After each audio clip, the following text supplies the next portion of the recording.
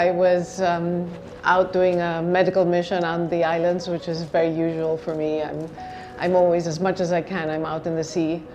And in this case, I was walking in shallow sand and I stepped on a very poisonous cone snail. I didn't see it and I didn't pay attention because, you know, when I'm in the sea, I step on many things all the time, never pay attention to it. But then that night, the cone snail is very poisonous. It started, the poison was going into my body. My organs started collapsing and I was feeling terrible, and I was in Siargao. And so luckily, God bless, my partner Alex Floro happened to be passing by. He saw me and he said, something's not right. And I was like, just get me to Dr. Cueto in MakatiMed. Find a way to get me to Dr. Cueto.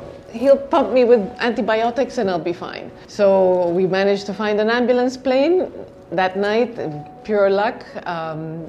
We advised Dr. Cueto that we were coming in. I said, just prepare the antibiotics. That none of us ever suspected it was anything so serious. But within 24 hours, my leg was already black, my hands were going black, and so they felt that they had to put me in coma. And they made the right decisions immediately. Unbelievably, a whole team got together to save my life, and they did. A very complicated case, and I was very lucky that Dr. Tabora and Dr. Castro had just brought in the ECMO machine, which totally saved my life. They were able to deal with all the problems in my body while keeping my heart going, and I'm so, so grateful. What the poison does is it paralyzes your organs. That's the type of thing that I stepped on, the cone snail. It paralyzes so that you slowly go to sleep and then your organs don't function.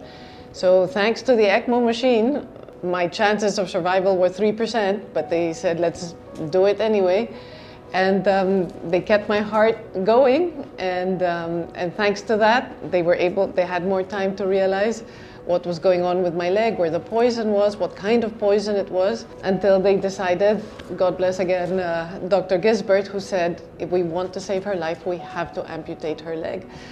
And I was totally fine with that. For me, when I woke up, I really could feel that my life was ebbing away. So my mind was working super, super fast, and my only thought was I couldn't talk because I had the tube in, and my thought was looking at the doctors, just save my life, please. I have so much more to do with my children. I have to take my son to college. I cannot go now. And so when they woke me up and they said, we're going to have to amputate, I was like, go ahead. That didn't cause me. I knew I was going to be able to move forward.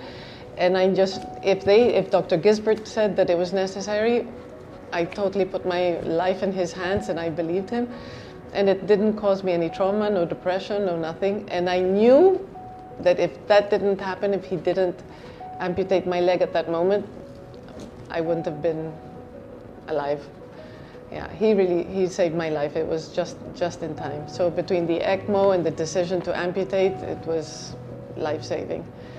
But I was very grateful when I came out of coma and I found myself with no muscles. They were so kind. The nurses, the doctors, they took the time to explain over and over again that it wasn't permanent, that I would be back to normal, that I would come back. And little by little by little, they encouraged.